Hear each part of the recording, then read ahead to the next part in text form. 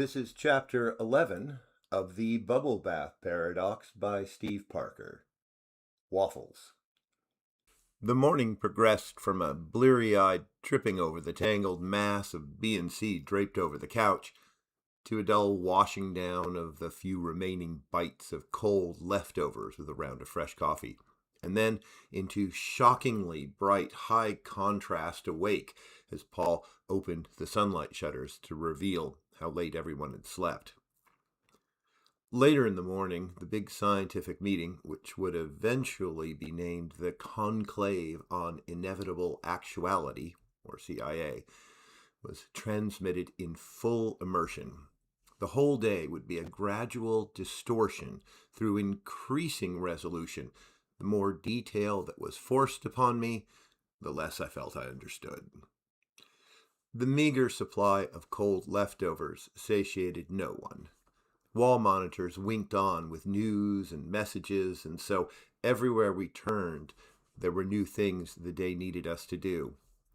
The starting point of barely adequate activity felt like the dimly glowing end of a long, dark tunnel of apathy.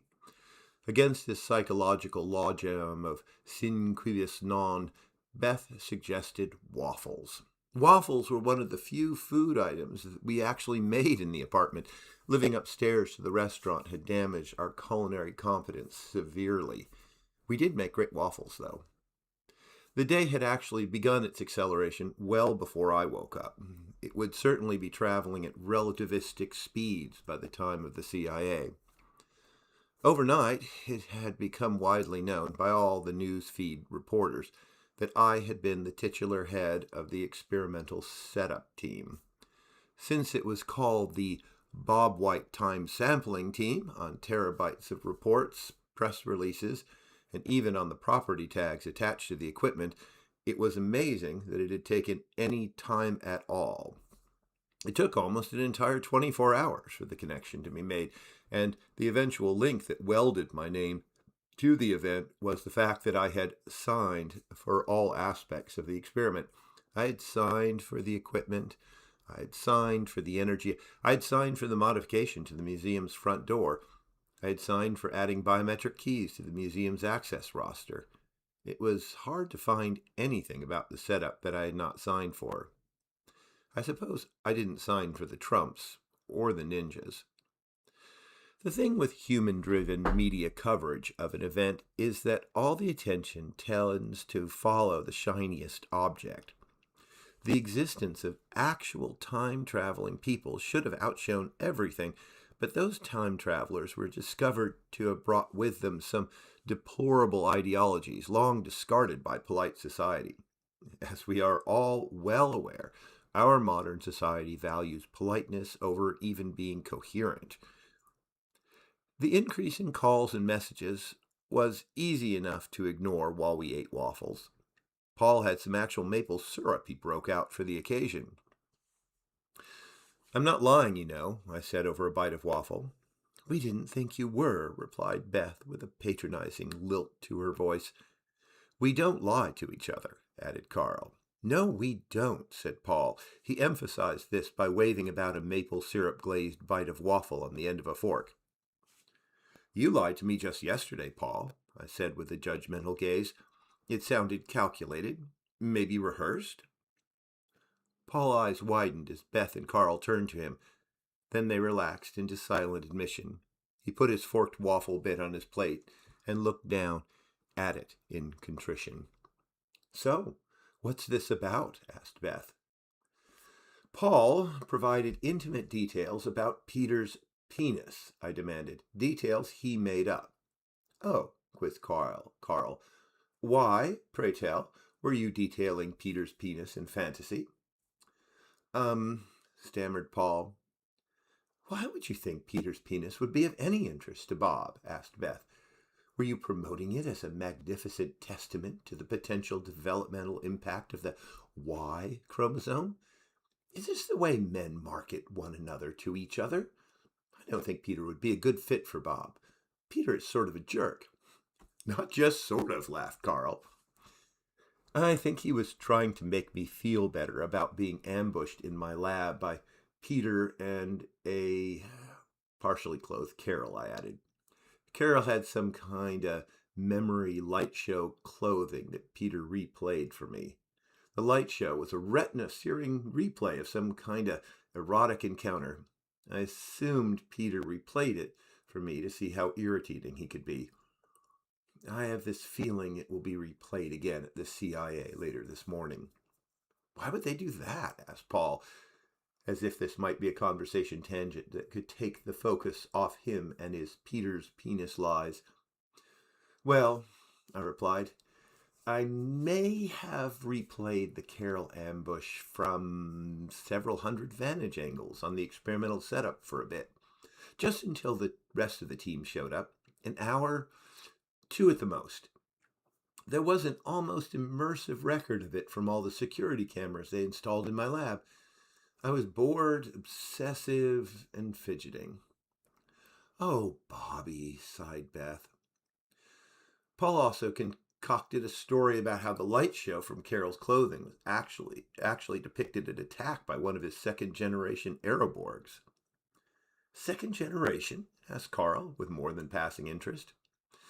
Paul, never one to miss an opportunity to discuss one of his inventions, inhaled before taking the tiny stage of our waffle breakfast. I came into possession of quite a few actual sentient targeting units that had become improperly adapted for use in smart munitions. They were to be destroyed, and I thought I might have a good use for them. They are very interesting. The actual targeting mechanism is surprisingly emotional in nature. With little effort, I can bond them to their user. The cognitive capacity is high simian, but the bond is more like a puppy. This means the Aeroborgs can be more of a companion than simply an adaptive toy. That's amazing, exclaimed Beth. There are still some pretty severe problems, continued Paul, and I think the impact of one was actually preserved in the memory light show clothing of Carol's. Simply put, the Aeroborg is able to decide if it likes any potential mate an individual bonded to it has. It can also get suddenly protective if it senses unwanted or irritating interactions between the bonded individual and, for lack of a better term, suitor. If we're talking about Peter, then a better word might be molester, said Carl. I have heard rumors that he regularly takes advantage of highly inebriated women at his hallucinogenic honey parties, I added. Not rumors. A better word would be rapist, said Beth, with uncharacteristic ice in her voice. I should not have added the lie about Peter's penis being small, admitted Paul. I just wanted to say something that would take some of the edge off the day. It's not every day that one has to deal with the stress of single-handedly destroying reality. About that, asked Carl. Yes, about that, added Beth. We were talking after everyone went to bed last night, and it just doesn't appear to us that reality is very destroyed at all. What should the destruction of reality look like? Asked Paul. There should be fewer waffles, for one thing, answered Beth. It is a good point, I said. Small perturbations caused by standard time sampling experiments are normalized across dimensional space by reality waves.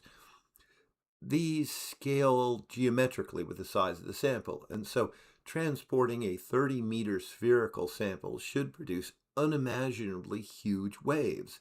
The shift in physical reality would be inconsistent with existence as we know it.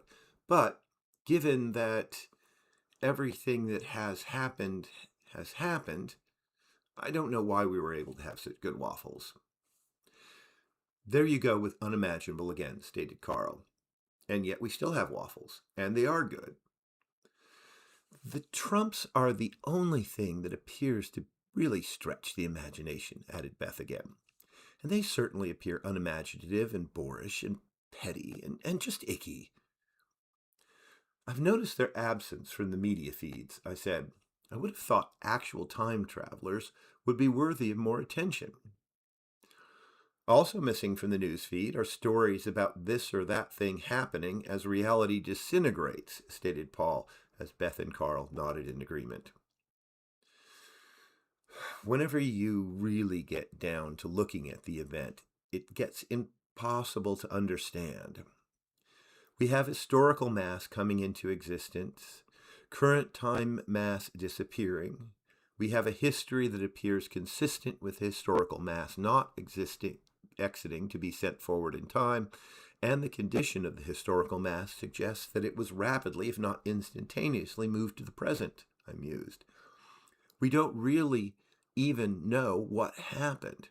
If we sum up the issues of mass and information being created and destroyed and hidden and revealed and time gaps and continuous information in the time record, well, it is a lot. But basically, Carl added, trying to tone down the smile in his voice, how can something be two places at once and nowhere at all? All three of them were looking at me now, and I stared contemplatively at the last bites of waffle on my plate. Yep, that's about the size of it, I replied with resigned finality as I pushed a bite of waffle through a few drops of syrup before eating it. It probably took several hours before I fully embraced the elegant simplicity of BNC's summation of the situation. I had been focused on the dead ends that populated my repeated focused attempts to get to the bottom of what had happened. I should have worn a t-shirt with the words, "How can something be two places at once and nowhere at all?" on it to the CIA. Instead, I put on my freshest academic tunic and cap. Mine was the dark forest green of the College of Natural Sciences with the bright orange polka dots of the time sampling group. I bet I would be the only one wearing these colors at the CIA. I should stand out nicely.